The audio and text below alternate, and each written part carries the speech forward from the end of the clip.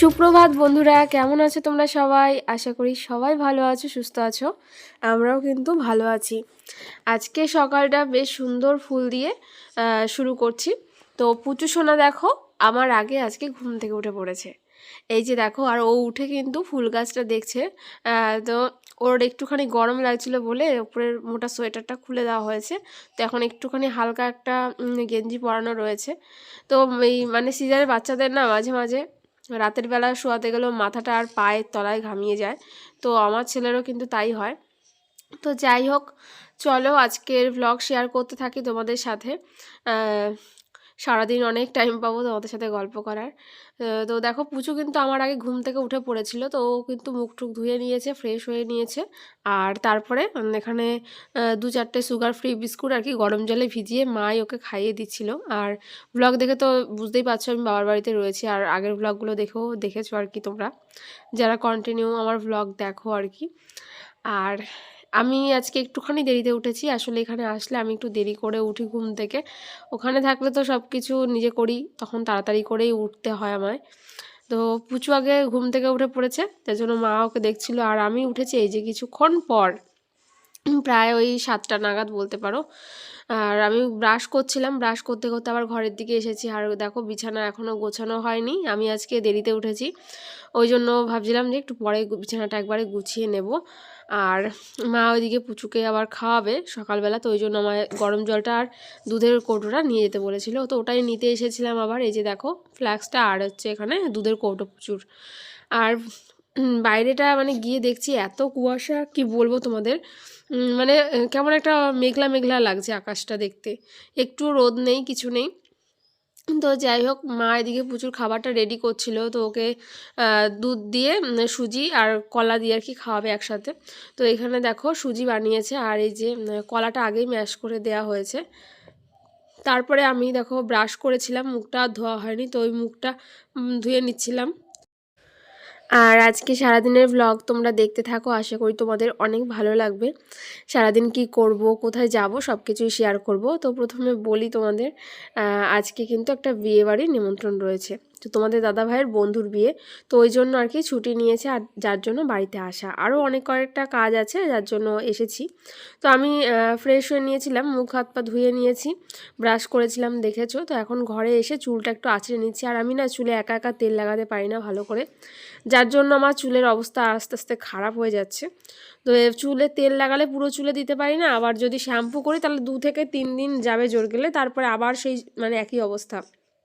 তো এইভাবে আর কি চলে। তো যাই হোক, ফ্রেশ হয়ে নিয়েছি, একটুখানি ফ্রেশ লাগছে নিজের। আর এই যে দেখতে পাচ্ছ শোকেসের এই যে উলের তৈরি, তো এটা তোমরা অনেকে আমায় কমেন্টস করেছিলে আগে যখন আমি বাবার বাড়ি ভ্লগ দিয়েছিলাম, এটা কী দিয়ে তৈরি করেছি। এটা আমি উল দিয়ে আর হচ্ছে পাইপ দিয়ে তৈরি করেছি, ছোট ছোট যে পাইপগুলো হয় সেইগুলো।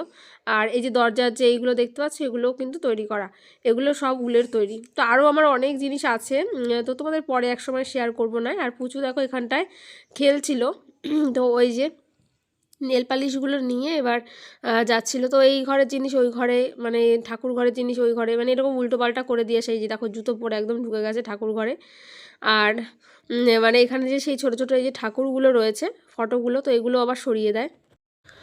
আজকে এখনও রোদ ওঠেনি, তবে আমাদের গাছে দেখো সুন্দর গোলাপ হয়েছে। গোলাপগুলো দেখতে কি দারুণ লাগছে, কালারটা এত সুন্দর তোমাদের কি বলবো, যার জন্য আর কি শেয়ার করছি। আর দেখো হালকা কুয়াশা পড়েছে বলে গোলাপ গাছটা আরোই ভালো লাগছে, ফুলে ভর্তি। তো আজকে সকালবেলা সয়াবিন রান্না হবে। তো সকালবেলা খাওয়া দাওয়া করব, করে আমি আর তোমাদের দাদাভাই যাবো একটু নবদ্বীপ।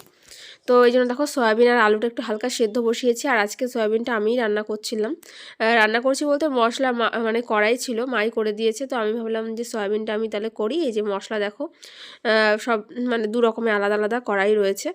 তো এই যে দেখো সয়াবিনের তরকারি করেছে, আর সয়াবিন খেতে কিন্তু আমার ভালো লাগে বেশ। আর তারপরে আমি আর তোমাদের দাদাভাই বেরিয়েছি হচ্ছে নবদ্বীপ যাব, কারণ হচ্ছে যে বিয়েতে গিফট দেবো, ওই গিফট আনতে আর কি। তো এই যে দেখো যাওয়ার পথে না আমরা একটু ভেতরের রাস্তা দিয়ে যাই এখানে প্রায়শই। তো সেই রাস্তা দিয়ে যাচ্ছিলাম, আর দেখলাম এরকম শুকনো জায়গায় কচুরিপানার ফুল ফুটে রয়েছে।